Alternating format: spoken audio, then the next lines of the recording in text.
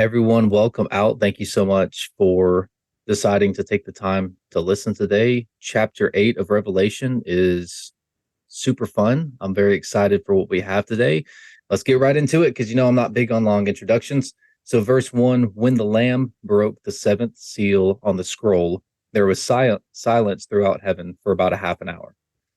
Now, from what I understand, this verse really should have been left in the last verse, like all those things built up to that moment of silence and that moment of just expectation, right?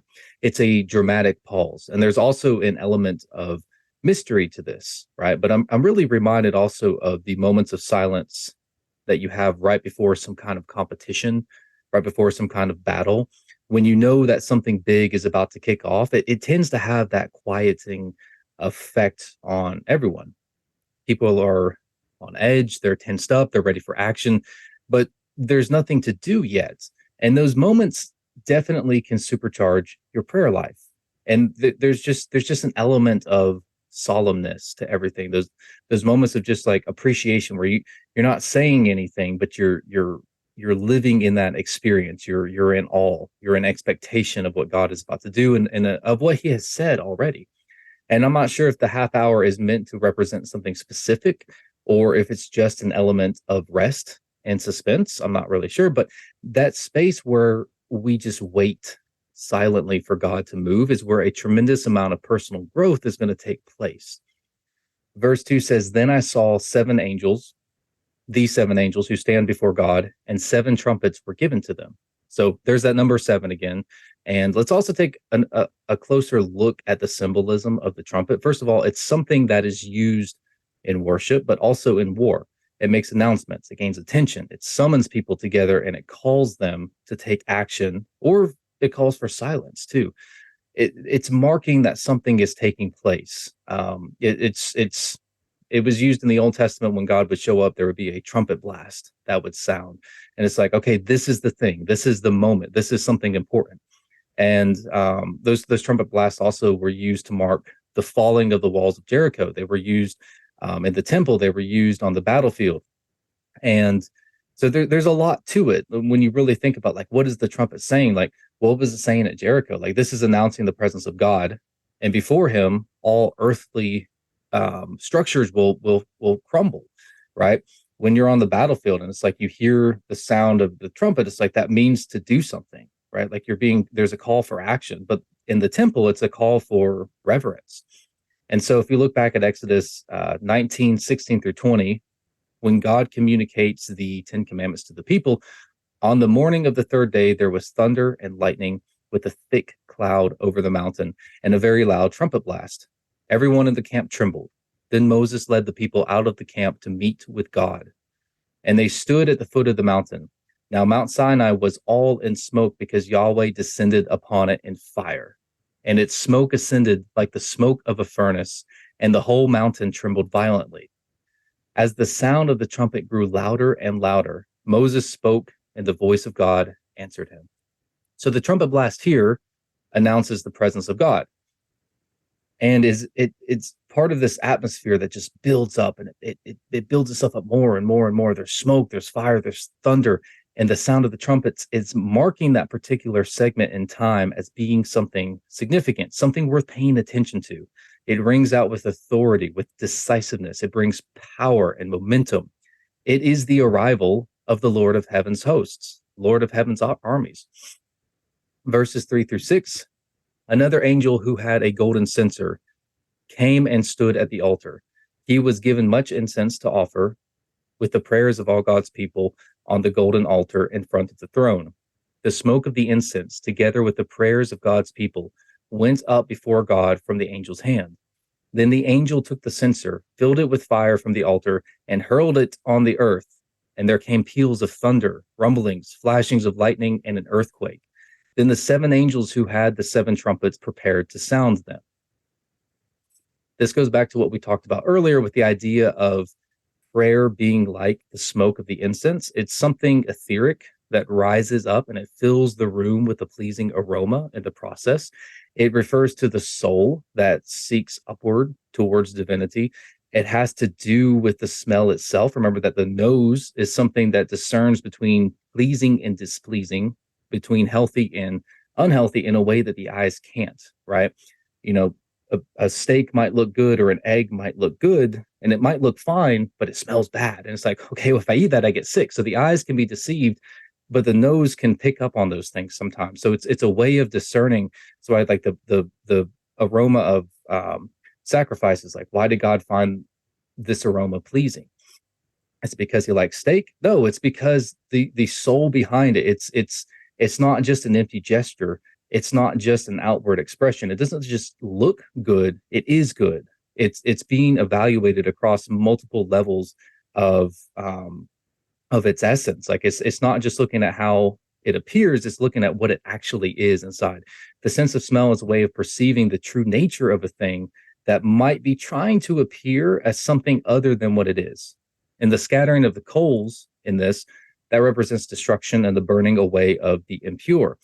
In Ezekiel 10:2, we see a very similar thing where the coals are scattered over the city, that these are taken from the altar.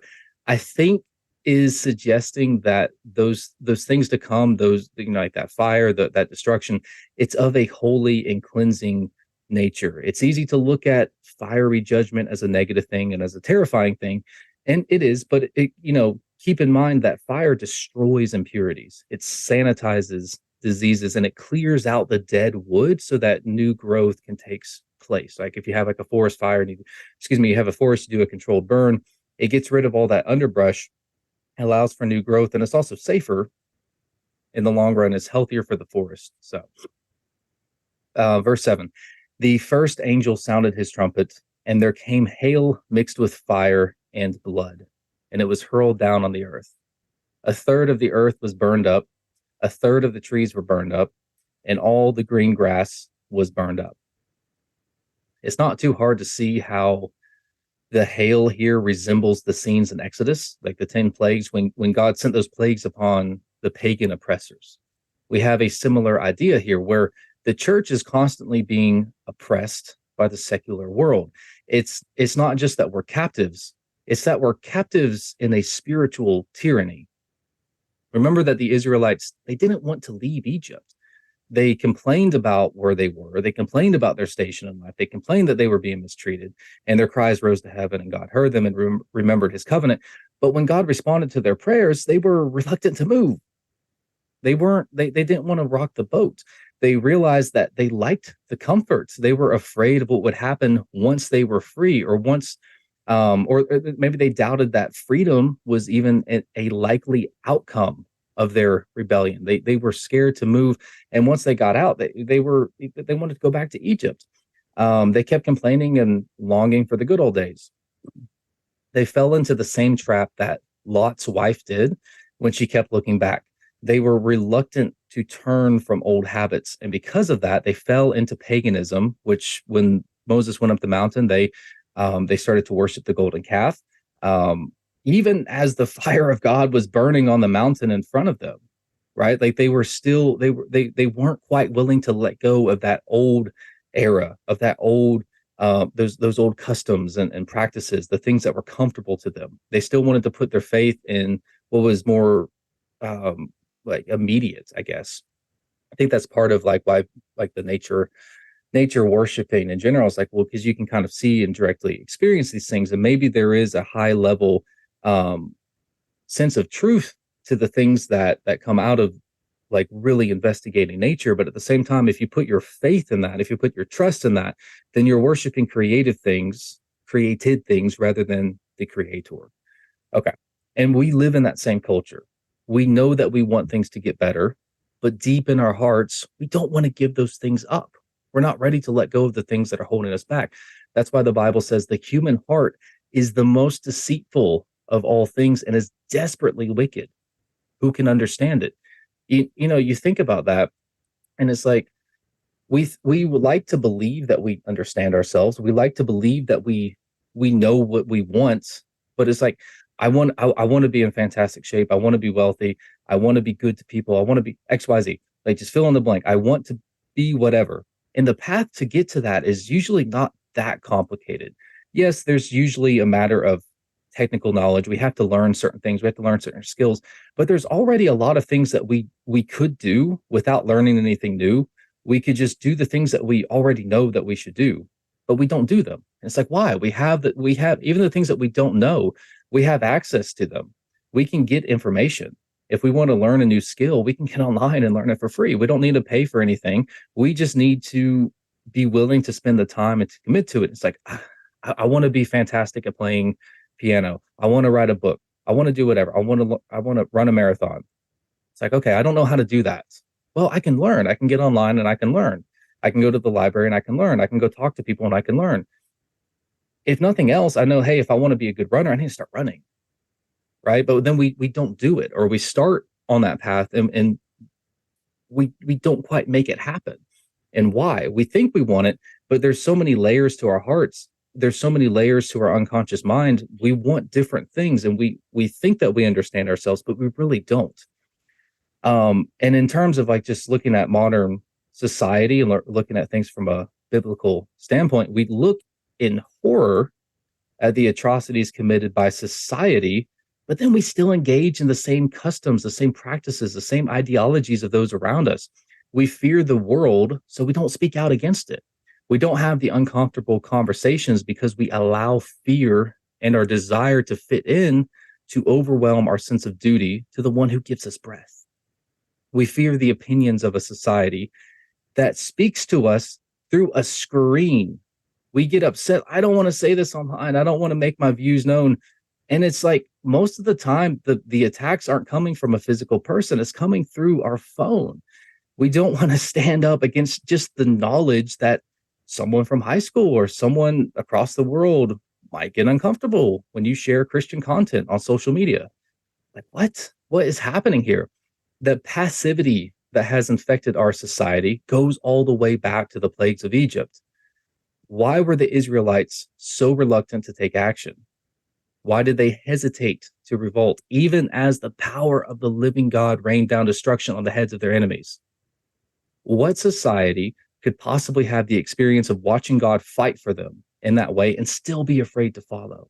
Well, we are that society. We are those people. We are the Israelites in that sense. We're living in Egypt. We're living in spiritual tyranny. We are being oppressed. Go all the way back to the beginning of Exodus, before the plagues. Go back to Exodus 1:16. It says, Pharaoh says, when you are helping the Hebrew women during childbirth on the delivery stool, if you see that the baby is a boy, kill him. But if it is a girl, let her live. This is an attack on men. This is an attack on masculinity. Because Pharaoh knew that he could not maintain control over the Hebrew population for long if it was full of strong men. Men are the ones that go into battle. They're the ones who pull out swords and start revolutions. They're the ones that stand up. They're the ones that go to battle in a psychological sense, in a social sense. Think about all the controversial people that are getting canceled from social media these days. The ones who are actively attacking the cultural narrative, they're all men. And they're men who are prepared to unapologetically criticize the satanic practices of a degenerate society. They're actually some of the only voices of reason, as everyone else is just like spiraling out further and further into complete chaos. God protected the Hebrew babies from death, but the point that was being made here is that the Egyptians were launching a direct attack on masculinity, but only in the people that they were looking to control. They weren't interested in feminizing their own people, only the ones they wanted to just take orders and follow the rules, because that would ultimately prevent rebellion. If you can't see that exact same spiritual warfare taking place today, you have had your head in the sand for way too long. Society has trained people to hate men and to fear the attributes of masculinity. You look at churches these days, it's filled with women. Why are men not going to church? Why are we checked out? Why are we going to play golf instead? Why are young men rejecting organized religion? Well, maybe, just maybe, it's because so many churches have become so soft and so weak that no man is going to feel anything but bored and annoyed. It's not a place for men to fit in. Churches have fallen, not all churches, but like the issue, the huge issues that we're seeing with church. they've fallen into this trap of being influenced by modernity.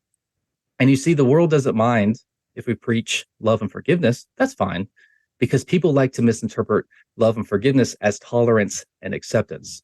They say, oh, yeah, you can talk about love. We won't persecute you for that. Just don't give me any of those other rules, right? Those other things that you have, just don't give me that. We'll get along just fine. And people fall into the trap of thinking, oh, okay, like let's live in harmony. No, it's not what Jesus did when he came. He stirred things up. In an effort to not offend the world, we've given up a tremendous amount of strategic ground to the devil. We've stifled masculinity to keep everyone sitting quietly in their seats as we gradually shift the focus of the message from the immutable word of the Almighty God to the 11th commandment to tolerate and accept one another. And in doing so, we have allowed the toxic yeast of modernity to work its way through all of the bread and affect our hearts. Church is full of sinners. That's what it's for. None of us are perfect. It is not, however, a place for culture to preach false gospel. It is not a safe place for people that are living in open rebellion against God. It is not somewhere for people who scoff at God's word and his rules to sit in safety. The problem is that people don't know that. We've been deceived into believing that because love is the greatest of the commandments, that this means that we just accept people as we are without rebuking them. You can keep doing what you're doing. It's not my place to judge, right? You've heard that before. Like, it's not our place to judge. You don't get to judge somebody else. Wrong. Absolutely wrong. False. 100%. When Paul learned that a member of the church was living and sleeping with his mother-in-law, he had the church throw them out. He had the church throw them out. There's a difference between I'm struggling with lust. I'm struggling with love that, or something I can't say love, with a desire that God says is wrong. I'm struggling with this. Help me. I'm trying. I'm screwing up. I'm failing. There's a difference between that and it's fine. I'm just going to move in with them. It's okay. We're just going to accept that. It's not the same thing. The reason people believe the false teachings of the false prophets when it comes to things like tolerance, for example, is because they're not following scripture. They're following doctrine. And the reason they do that is because they don't read their Bible. They've been completely unprepared for the challenges that they're up against because we are in a spiritual war. Make no mistake about it. And if we're not preparing ourselves with like the knowledge, the word of God, which is our sword, if we're not protecting ourselves with that, then we're at the mercy of, well, this church says that this is the thing. It's like, oh, okay, I guess that's this thing. Love is really important, and this church is saying that, and I guess that means we tolerate people, and this church is preaching that, and they're open. They're letting the LGBTQ in and all that stuff. Like, yeah, I guess whatever. No, the powers of this world are actively pursuing our souls. And one of our greatest weaknesses is that we have allowed ourselves to trade our boldness, our courage, and our masculinity for weakness, cowardliness, and acceptance. The hail raining down from heaven in Revelation is sent to break things up. It's sent to crush the things that are not true. We're going to see the same displays of power again, but you're still going to see that people cling to their old ways. This destruction that comes down, we're already seeing it, but people don't want to turn away. They're going to be scared to stand up against the tyranny of the world, which again, a lot of it comes through a screen, which is ridiculous, but they just want to stay in Egypt. It's too dangerous to rebel against culture, guys. Just stay put. Let God work it out. Well, God's working it out through you. That's his plan. You are his plan. Listen, God understands that we experience fear, and he's very patient with us. He really is. But he does not like cowardliness. He who stands firm to the end will be saved, not he who keeps his head down and doesn't stir up too much trouble. In Esther 4:13-14, it says, do not think that because you were in the king's house, you alone of all the Jews will escape. For if you remain silent at this time, relief and deliverance for the Jews will arise from another place, but you and your father's family will perish. And who knows, but that you have come to your royal position for such a time as this. Don't think that because you live in America and we got things easy, that you're going to escape the coming wrath. You're not called to remain silent because God's going to work his plan out one way or another. Which side of the battle do you want to be on? Because you have to pick one. If you remain silent, you and your family will perish. Keeping your head down low does not guarantee your safety. No matter how hard you work to build a peaceful little paradise where everyone just gets along, there will always be a snake in your garden. Trying to get along with everyone so that there are no external threats makes you an easy target because one, you have no boundaries, and two, you will corrode from the inside out.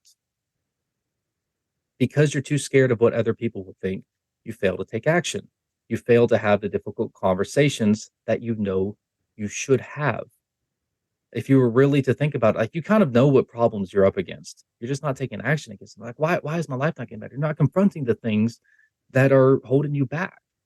You don't want to talk to your kids, to your friends, to your spouse, to your congregation, your family, whatever. Let me tell you something. The world will be more than happy to talk to them for you. Don't worry. Satan's got that one down. He's ready. Oh, you've never had a real conversation with your son about porn? Not to worry. The internet has that one covered for you. You don't want to talk to your daughter about not making porn? Don't worry. Social media will talk to her about it. She'll just listen to the female rappers. It's not like they were all strippers or anything, nothing crazy. Hey, don't worry about correcting your friend or your sibling with that bad breakup, right? You see them becoming bitter. Don't talk to them about it. Don't tell them that they're going off track. They're starting to think about things in the wrong way. You don't need to tell them not to hate women, not to hate men. Don't worry. Hopefully they don't stumble into any red pill content or anything and end up angry at the world, because social media will do that for them. The world will tell them what to think. And if you're not acting as a barrier, if you're not setting boundaries with each other, if you're not having those real conversations, God will still deliver those that he has chosen. But if you fail to act, what part do you think you have in that deliverance? Don't worry about it. Don't correct the friend who's, thinking of having an affair. That would be uncomfortable. Don't want to talk about that. Don't talk about politics for sure. Don't talk about sex. Don't talk about gender identity. That's going to divide people. You can't talk about how the horrors in the Middle East could never match the genocide that's taking place across the street in abortion clinics in your own city. That would offend the baby killers. Can't do that. It's offensive. Can't say these things. That's my favorite. It's offensive. You're going to offend people. Well, of course, the truth is always offensive to liars. Listen, if you can't get up and speak out against the wickedness of this world, you have sold your soul. You are a slave to whatever controls you. And if you can't conquer your fear, if that dictates how you live, you will forever live as a slave to darkness. And you don't have to. Jesus has already overcome the world. He has already offered to break those chains. Our deliverance has come already. We fight from victory. So why are we not eager to get out of Egypt as quickly as we can? Why is it that when push comes to shove, it's easier to just stay put and not rattle the cage too much? The reality is that we are entrenched in spiritual warfare and we've got to get our act together quickly. Men have got to become men. They have got to start leading their families, their place of work, and their communities. If we don't, things are only going to continue to get worse. The transgender, the pride nonsense, it never would have happened. It never would have gained a foothold if we hadn't been so concerned about defending the feelings of degenerates with mental disorders. And now Satan has taken that, he's run with it, and now we've got to figure out how we're going to save our brothers and sisters before they irreparably mutilate themselves, before they perform these gender affirming surgeries. What is that? They're destroying their own bodies. It's a sickness of the mind that has infected our world. Tell me that that's not a plague. Tell me that that's not part of the pruning process that separates those who are truly following God from those that are following doctrine and their own hearts. You have to stop being afraid to stir up the waters. You have to push back against the wickedness of this world. You have to stop being afraid. You have to stop being tolerant of people and ideas that are looking to destroy you. Men in particular have a responsibility to step up and lead. All right. Verses 8-9. The second angel sounded his trumpet, and something like a huge mountain, all ablaze, was thrown into the sea. A third of the sea turned into blood. A third of the living creatures in the sea died, and a third of the ships were destroyed.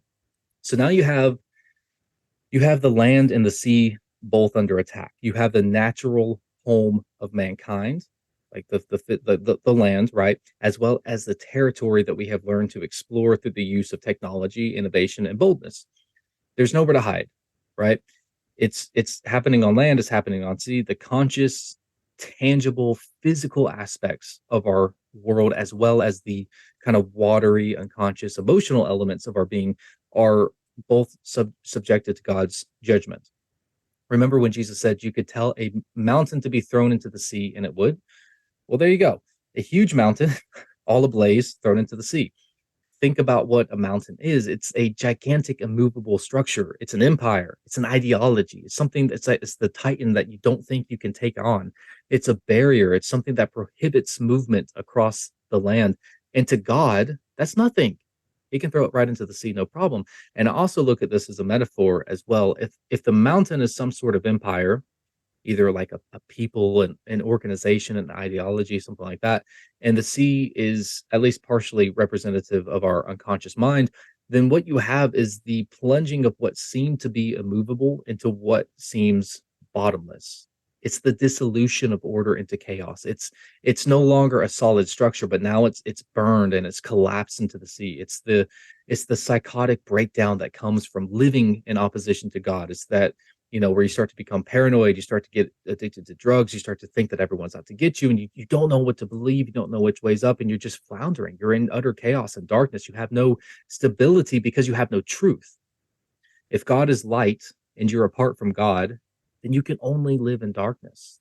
And this image is one of what's considered to be powerful to the world. The mountain is something that's powerful to people and is being plunged into the darkness of its own mind.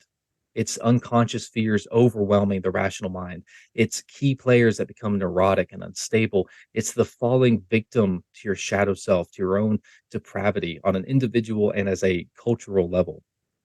Verses 10 through 11. The third angel sounded his trumpet, and a great star, blazing like a torch, fell from the sky on a third of the rivers and on the springs of water. The name of the star is Wormwood. A third of the waters turned bitter, and many people died from the water that had become bitter. People rely on stars for navigation, right? Even in modern times, people practice astrology. They look to the stars for guidance instead of relying on God to lead them. The star is something that seems unapproachable. It's something that is like it's up in the heavens, it's out of reach, it's way out there, it's consistent, right? It's beautiful, and it's just above us. But when we put our hope in false teaching, we are led astray. Those who intentionally mislead other people for their own benefit are going to be judged, right? Those who try to take over and influence the world to their own benefit and turn people away from God, those people will be brought down. And what we thought we could rely on, these false teachings, these stars that are falling from the sky, um, they turn out to be false. And the consequences of that will be very bitter. It will be so bitter that it will poison the waters that we depend on for life, the things that we thought we could put our trust in, the things that we thought were nourishing us, the things that we turn to, that we look to on a day to day basis. Those things end up destroying us because it is apart from truth and has been corrupted by the bitterness of idolatry. Verses 12 through 13. The fourth angel sounded his trumpet, and a third of the sun was struck, a third of the moon, and a third of the stars, so that a third of them turned dark. A third of the day was without light, and also a third of the night. As I watched, I heard an eagle that was flying in midair call out in a loud voice, "Woe, woe, woe to the inhabitants of the earth, because of the trumpet blast about to be sounded by the other three angels." So bad as all that seems, you got hail, you got empires being overturned, the waters are turning to blood, and you can't drink from the rivers anymore, the springs, the things that produce the water that's like because we all like that like spring water is what is clean. Like that's like, oh yeah, that's infallible. Like if I drink from a spring, it's gonna be okay. It's like no, no, it's all been corrupted, it's all been poisoned. A third of that is killing people. So as bad as it seems, it's about to get worse. Here we have the third excuse me, a third of the heavenly bodies falling into darkness. And I think that that is referring to a third of the angels choosing to rebel against God. I think that that is in there somewhere.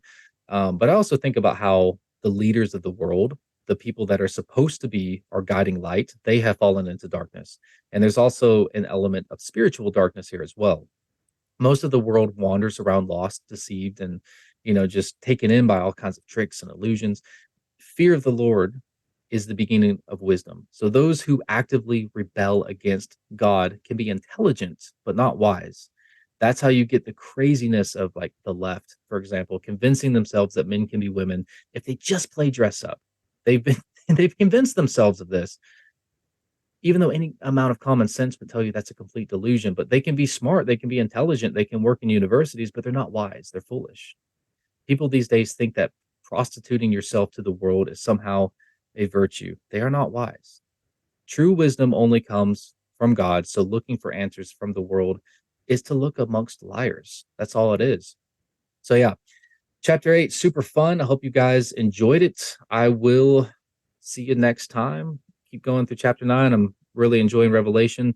If you guys ever want to reach out to me, you can find me online. I've got a Instagram page for Lamp of the Body. I also have the YouTube channel. I have also my coaching and everything for psychology hacks, jackgray.com, I believe. Just look me up, check me out. If you guys want to get in touch, do so. I love you all. I love working with you. I love talking to you. Love meeting you. And just thank you again for taking the time to listen. It really does mean a lot to me. I love seeing how this show is growing. I love seeing how both podcasts are growing. We've hit some pretty crazy landmarks that I've dreamed about for a long time, and now it's happening, and I'm just like over the moon about it. So thank you again. Good luck.